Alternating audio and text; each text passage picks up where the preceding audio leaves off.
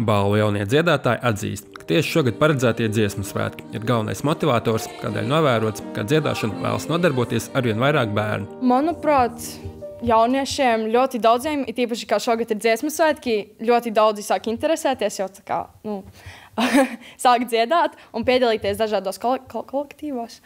Un, jā, manuprāt, es neteiktu, ka ir ļoti liela vēlme dziedāt, bet, tā kā es jau teicu, dziesmu svētki ir tas laiks, kad bērni pieslēdzas un sāk kaut ko darīt radoši un attīstīt sevi.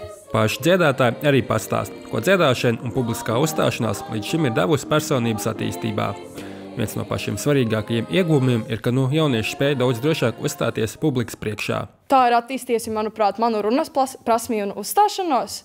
Es jūtos drošāk runāt kādam priekšā vai arī uzstāties uz skatuves. Kā tev? Dziedāšana ir ļoti devusi ļoti lielu pieredzi kaut kādos koncertos, un mēs arī aizpagājušajā gadā piedalījāmies dziesmu un deju svētkos, un tas bija ļoti unikāli, tās sajūtas Meža parkā bija wow.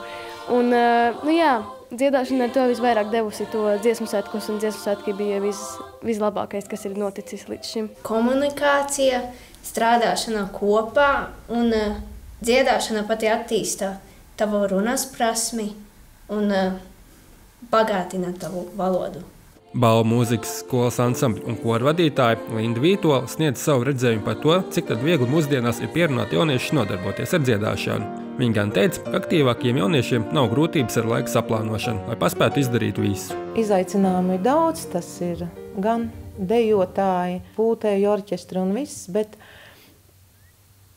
ir jau arī šeit kolektīvā dalībnieki, kuri paspēja gan dziedāt, gan dejot, gan nodarboties arī mākslas skolā, darbojas sporta skolās. Un man jau šķiet, ka šie bērni vienkārši un jaunieši iemācās saplānot savu laiku, izmanto lietderīgi katru minūti.